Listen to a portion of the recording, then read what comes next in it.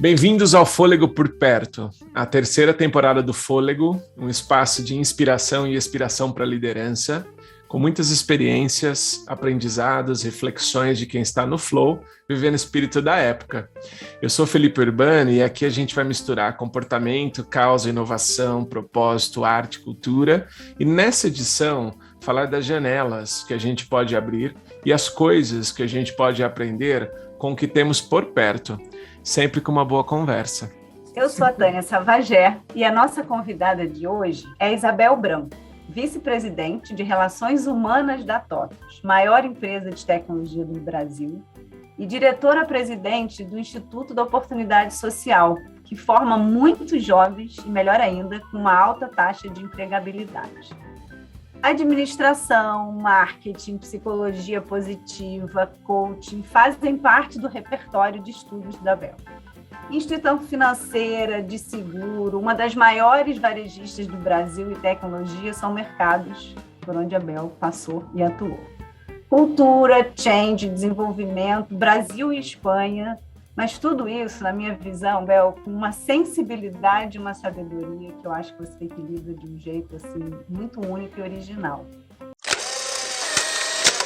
Eu queria começar, então, por sensibilidade. Tem uma frase de um dos últimos posts no LinkedIn que diz assim, né? Você diz assim, quando a gente fala em avaliação de desempenho, é preciso ativar o modo sensibilidade.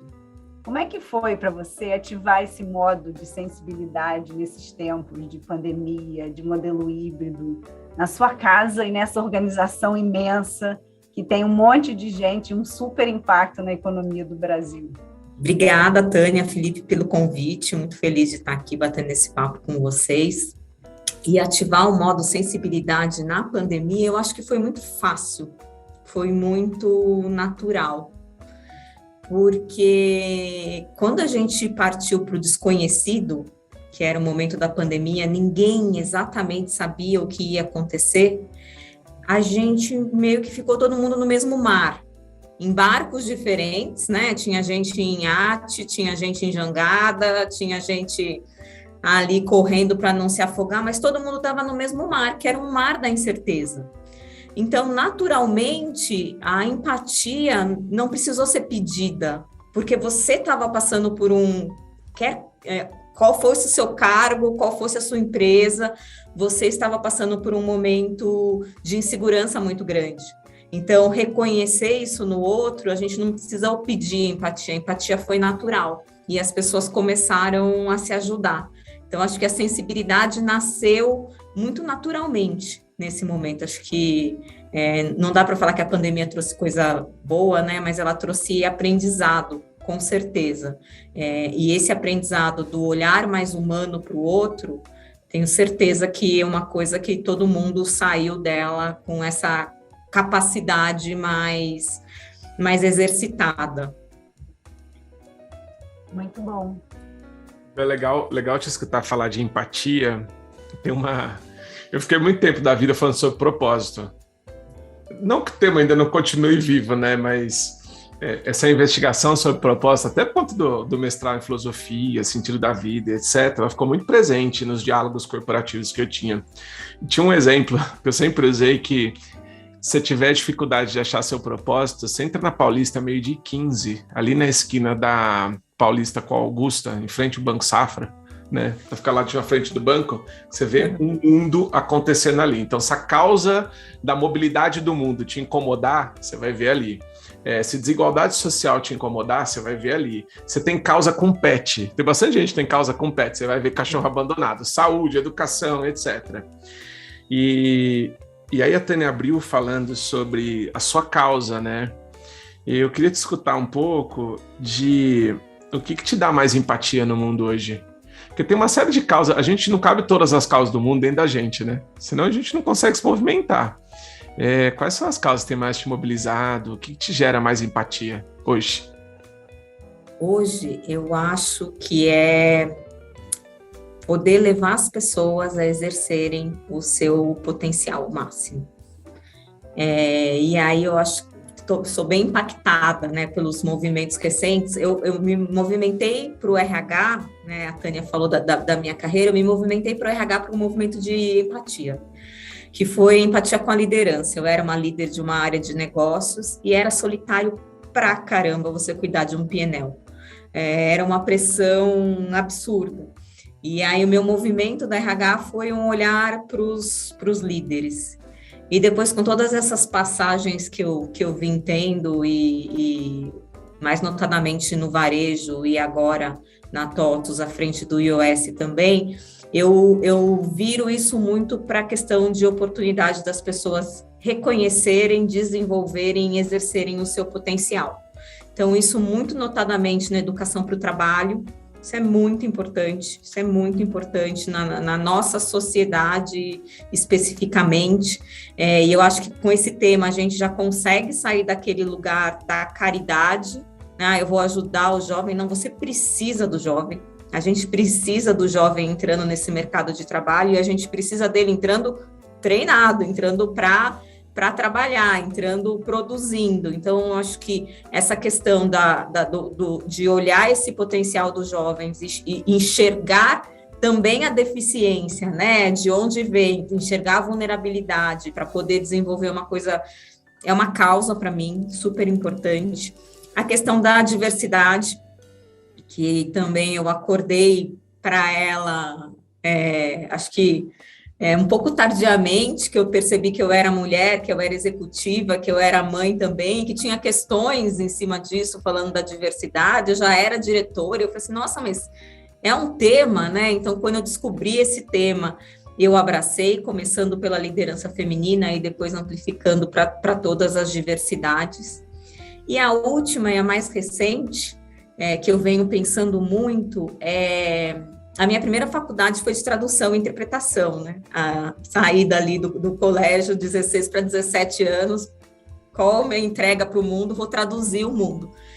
E hoje eu vejo essa virada do mercado de trabalho, do que as pessoas querem, do que as empresas precisam. Eu acho que ela vai precisar de muitos tradutores. Então, poder transformar, colocar o RH nesse lugar de fazer essa tradução, de fazer essa mobilização, de fazer essa conversa acontecer entre o que as pessoas esperam e querem e o que as empresas querem, eu acho que é a minha terceira causa, aí, se a gente for colocar. Bel, eu vou pegar esse gancho do traduzir e interpretar. Uma das coisas que eu mais acredito é que liderança é diálogo. Eu estudo diálogo muito, né?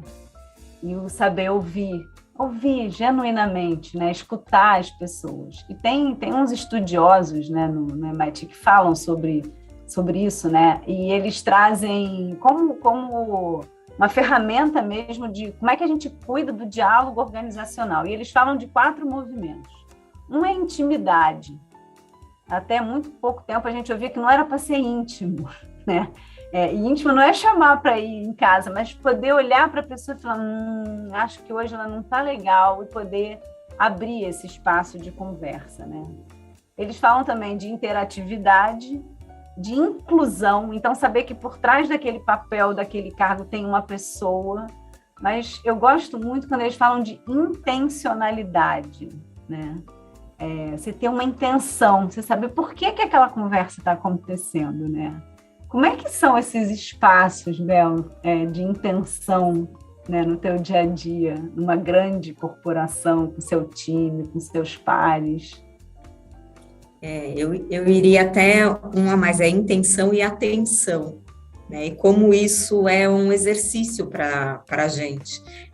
Eu me lembro quando eu trabalhava no Banco Real, o Fábio Barbosa, que era presidente do Banco Real, ele tinha uma frase que ele falava, eu contrato o profissional e aparece a pessoa, né? Numa época que a gente dizia que tinha que separar o profissional do pessoal, né? O pessoal não era permitido de entrar nas organizações, uma super ilusão isso, né? Não tem a menor chance, o pessoal sempre entrou nas organizações, mas ele era clandestino, digamos assim. Hoje a gente vive um momento em que as pessoas querem trazer a sua própria autenticidade para o local de trabalho. E o líder, cada vez mais, ele é convocado a exercer a sua autenticidade. a sair de trás do crachá dele e mostrar a sua vulnerabilidade, e mostrar o seu medo, e mostrar a sua preocupação do não atingimento do resultado. Quando a gente começa a convidar o líder para esse lugar, ele começa a ser mais humano. E a conexão com o liderado, ela parte de um outro lugar. Sempre vai ser um lugar hierárquico, mas é um lugar mais humano. Então, você conseguir colocar essa sua humanidade, eu acho que é o primeiro passo para você declarar a sua intenção, né? No final do dia, a gente quer as mesmas coisas, a gente quer os mesmos resultados, a gente quer produzir, a gente quer ser feliz. Eu acho que não tem quem não queira, não tenha prazer em produzir e não queira ser feliz. Então, eu acho que a intenção, ela vem desse lugar de se reconhecer humano, se reconhecer falho, se reconhecer vulnerável e poder conectar aí com o seu liderado.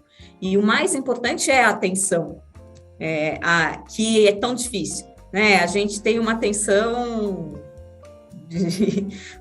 móvel, né? Tudo nos tira atenção. Então, é o WhatsApp que pula, é a próxima agenda que você já está pensando, é a resposta inteligente que você quer dar na sequência daquela pergunta.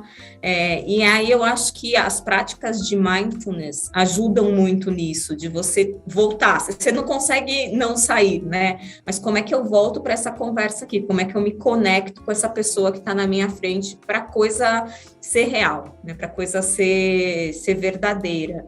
Então, eu acho também que as pessoas estão caminhando mais para esse lugar, os líderes é mais permitido hoje para um líder falar eu não sei. Eu acho que hoje é muito mais permitido do que antigamente. Então, isso também facilita essa conversa mais de humano para humano, né? Vamos conversar aqui de humano para humano. Muito bom. Não sei também é a resposta. Tem que mudar, né? Vamos falar com o Marcelo Tassi. Grava aí pra gente. Boa. Bel, é legal você lembrar o Fábio Barbosa. É muito interessante quem viveu perto dele, como tem essa memória afetiva de humanização, né? E é curioso, né? Porque a humanização de seres humanos mesmo, da ideia de organização, do tipo de impacto, da potência humana na ação do mundo. E na sua referência, quando você falou dele, você falou dessa relação do profissional e a pessoa aparecer.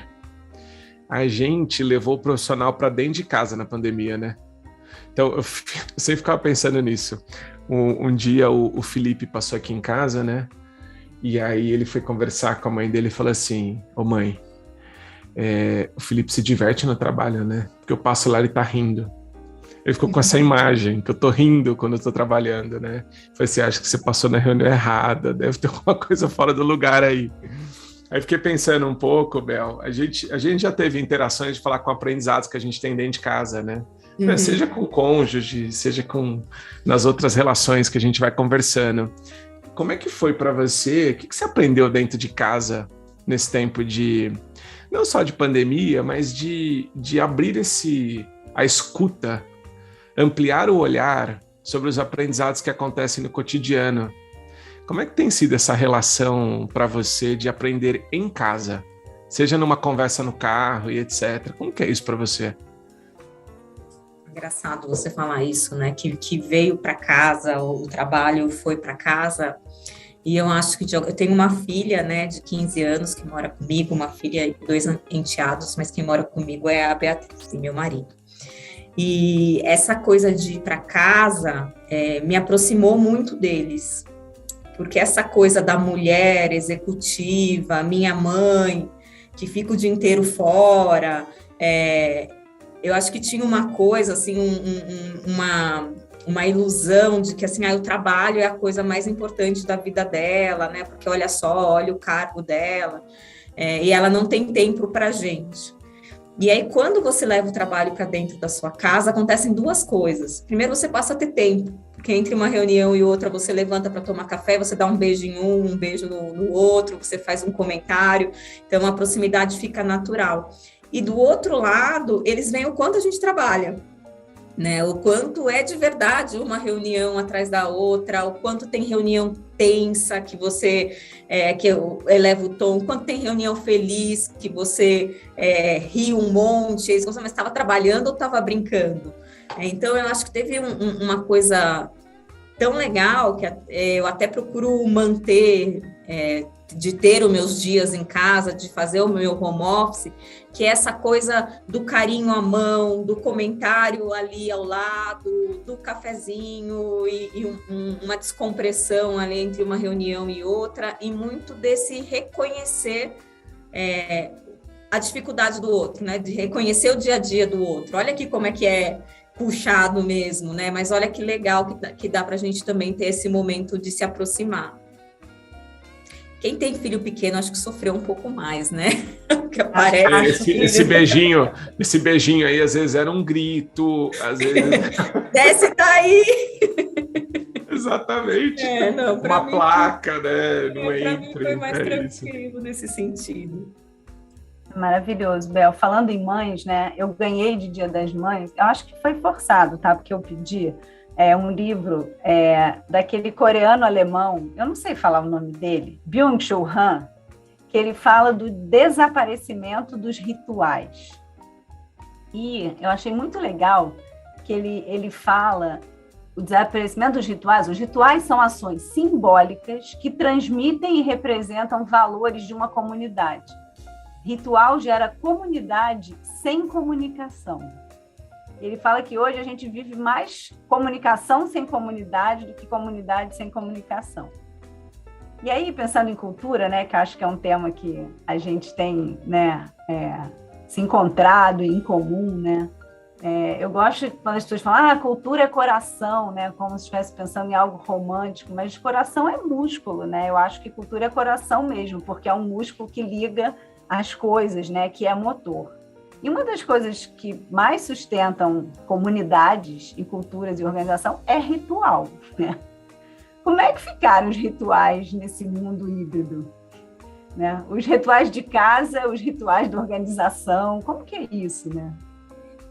Eu acho que os rituais, eles podem ter ficado menos visíveis, mas eles não deixaram de acontecer. Eles foram transformados de alguma forma. Um dos pilares aqui de cultura da TOTS é gente boa que é boa gente, né? Então tem essa coisa muito forte da gente ser próximo, gostar das pessoas, receber bem as pessoas. E aí quando a gente foi para a pandemia, foi nossa primeira preocupação. Né, como é que vai ser aqui? Porque somos uma empresa de TI, também temos os desenvolvedores que gostam ali do seu fone de ouvido. A gente falou assim, gente, vai ficar cada um para um lado.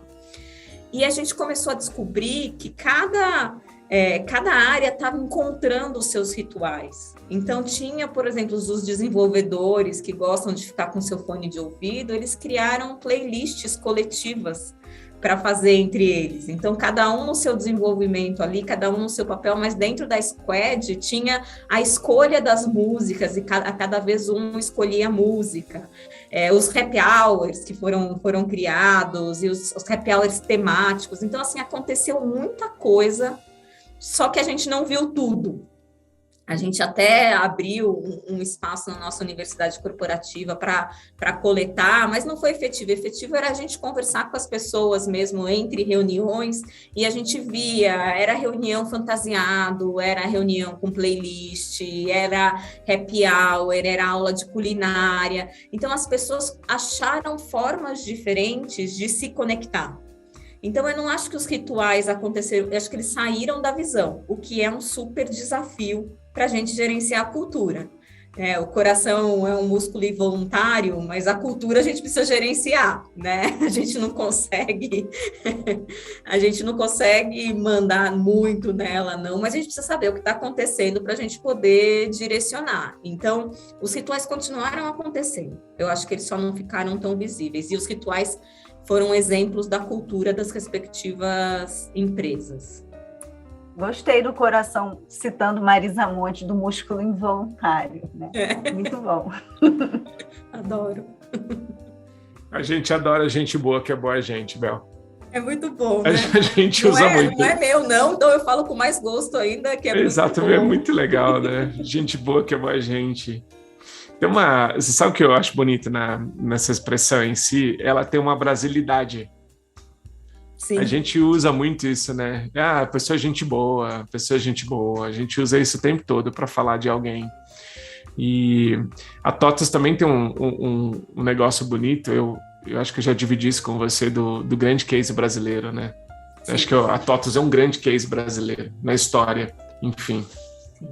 E claro que tem elementos de cultura que foram ajudando a fazer isso, né? Sabe o que eu fiquei pensando quando eu estava te ouvindo, Bel? De dentro de uma empresa brasileira, qual é a coisa mais brasileira que você experimenta? Se a gente tivesse que configurar o Brasil a partir da sua ótica, o que é o Brasil? Imagina, chegou um monte de gente de... Vocês lidam com a América Latina, lógico, Sim. Tem relação com gente fora. O que é uma empresa brasileira? O que é o Brasil à luz de uma executiva brasileira, né? O que você enxerga de Brasil também aí dentro? A gente convive com todos os sotaques aqui, né, Felipe? Então, uma delícia aqui é você rodar as unidades. Então, você vai para Joinville, você tem ali a cuca no café. Você vai para BH, o café é o pão de queijo. E não tem uma reunião nossa que é um único sotaque. E a gente se diverte muito com isso, com as expressões. Então, as expressões aparecem muito, elas são muito características dessa coisa de ter a expressão que acaba virando até um slogan aqui. Então, a gente brinca muito com os mineiros, que eles falam os seus, né?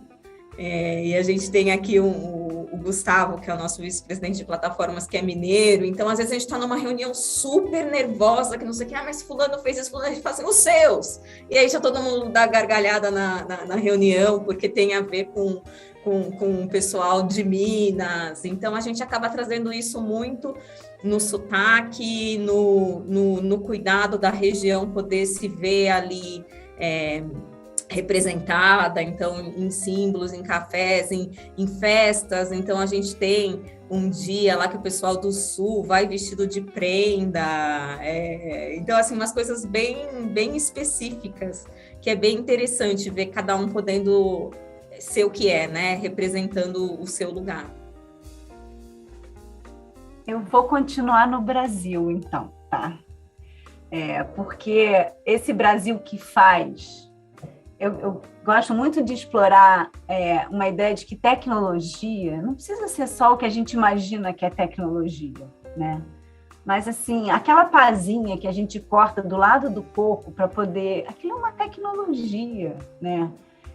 No Rio tem uma embalagem de amendoim, que é o próprio papel enroladinho, fica perfeito. Aquilo é tecnologia, né? E aí, pensando nesse nosso jeito, nessa nossa flexibilidade, você vê alguma característica da liderança brasileira? Ou das lideranças brasileiras? Eu vejo.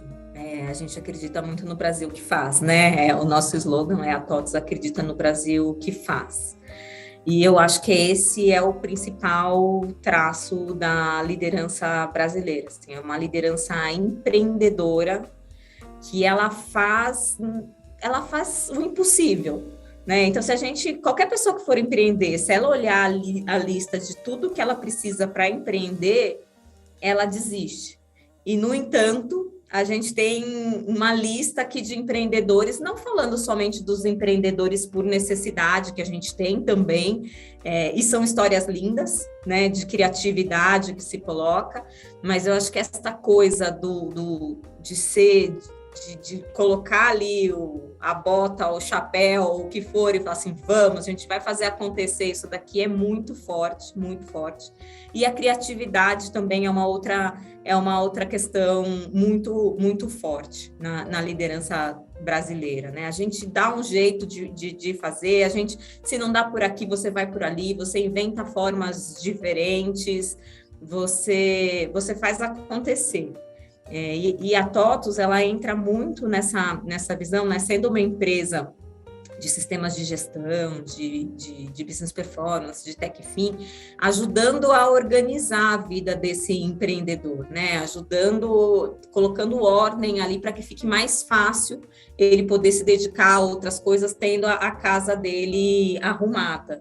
Então, a gente acaba entrando deixa a gente entrar aqui com a tecnologia, com esse olhar da regra, da lei, do que você precisa seguir para você poder pensar em evoluir o seu negócio e pensar em ir além.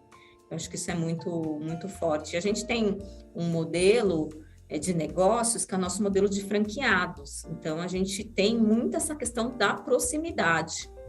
Então, um franqueado é a pessoa que mora naquela região, que vai na escola que os clientes vão, que conhece a realidade, para não ficar num lugar de querer vender uma coisa que não sirva para o Brasil. Quando a gente fala do nosso agronegócio, são 12 segmentos de negócio. É muito específico, né? A gente brinca que o Brasil não é para amadores, né? O Brasil, não, assim, é difícil não brasileiro entender o que a gente vive aqui, né? Com bom humor ainda, né? Entender com bom humor. Que, aliás, é outra característica, né? O povo bem-humorado, né, gente? Acho mó barato quando tem indicadores de felicidade dos países do mundo. Sempre saem umas pesquisas dessas, né? O Brasil está sempre lá em cima.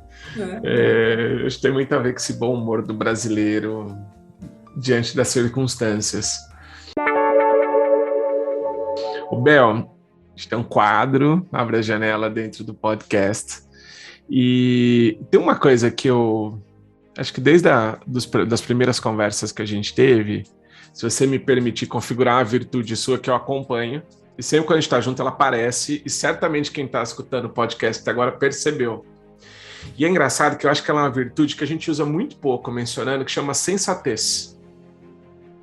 Sensatez. Eu fui buscar reforçar o significado, ela cai nessa perspectiva de quem tem um bom senso. Eu acho muito curioso isso, porque ao longo da pandemia, nos espaços de interação que a gente ia criando, ou que eu ia vendo as decisões que você tomava, eram publicadas, enfim, eu via esta virtude aparecendo de sensatez. O bom senso, de analisar cenários, prudência, que é outra virtude perdida, né, no mundo todo, em que a gente fala, não, tem que inovar, tem que ir para cima, a gente tem que fazer rápido, a gente tem que fazer... a gente esquece que prudência é uma palavra super importante. E na agilidade, às vezes, ela se perde. E isso gera risco, isso abre problema. Então, a sensatez me é muito presente quando eu estou conversando contigo. E eu queria escutar de você o quanto de sensatez cabe para a liderança brasileira. E aí você não precisa ter o compromisso de aconselhar a liderança, né?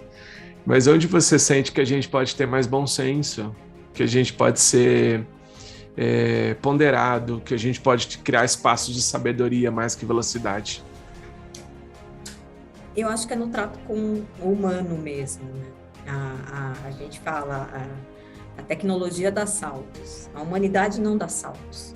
A gente evolui, se a gente não evoluísse tanto, a gente não estava aqui, né? É uma raça que aprende, evolui, que está sempre indo para um próximo nível, mas não dá saltos. A gente tem o nosso tempo, cada ser humano tem o nosso tempo. Então, a gente precisa sempre discernir o que é acelerar coisas e acelerar pessoas. Pessoas também podem ser aceleradas, quando a gente fala de potencial, podem e devem ser aceleradas, mas pessoas também quebram. Então, esse olhar, eu acho que é muito o olhar.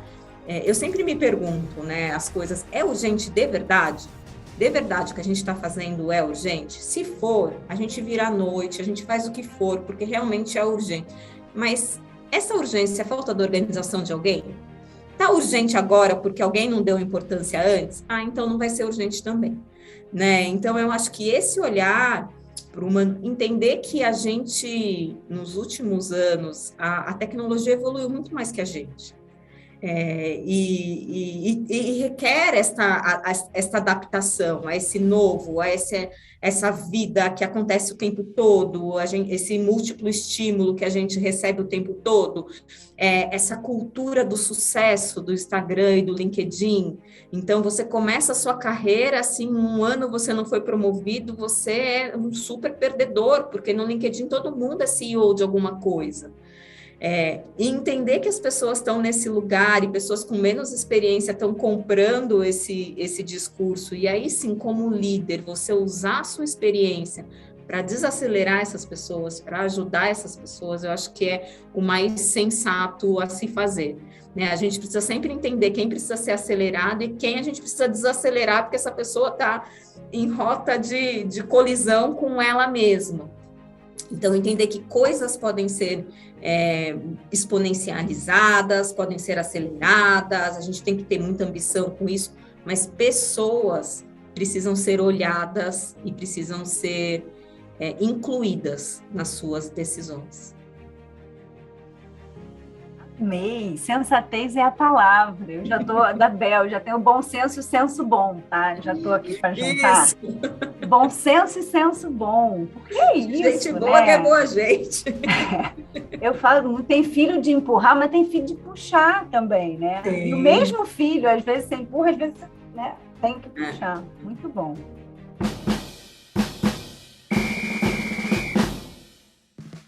Bel, agora é o meu momento de brilhar no podcast, tá? Meu sonho é fazer essas perguntas que a gente chama de ping-pong.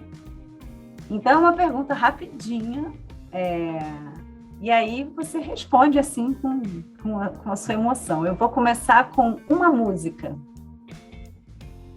Uma música, The Dog Days Are Over. Muito bom. Uma série. Ted Lasso. Uau! Um livro. Um livro, deixa eu ver dos mais recentes aqui, que a minha lista de livro para ler, ela anda maior do que dos livros. Mas eu gostei bastante do Inteligência Positiva. Legal. Um filme.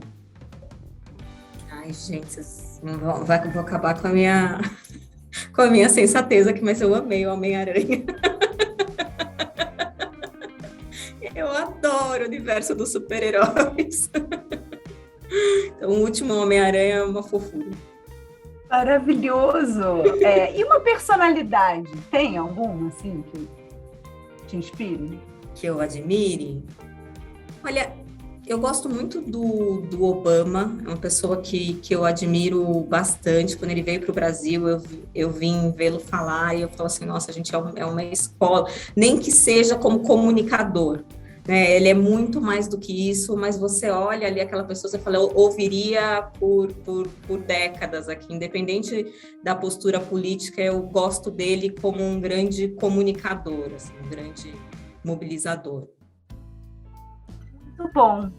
Então, na sensatez de Obama com Homem-Aranha, eu queria que você falasse, Bel, quem quer continuar conversando com você, onde que te encontra? Me encontra no LinkedIn. Eu gosto bastante de conversar, de postar coisas, de contar o que eu estou fazendo, de ver o que as pessoas estão fazendo. Então, é Isabel Branco no LinkedIn, Isabel com Z. Fiquem à vontade para se conectar comigo por lá. Muito bom. De resto, só agradecer. Foi maravilhoso. Muito, muito boa a conversa. Adorei também. Agora sou podcast. Bom. Muito bom, Bel. Muito gostoso conversar com você. E para você que teve fôlego para ficar com a gente até aqui, muito obrigado.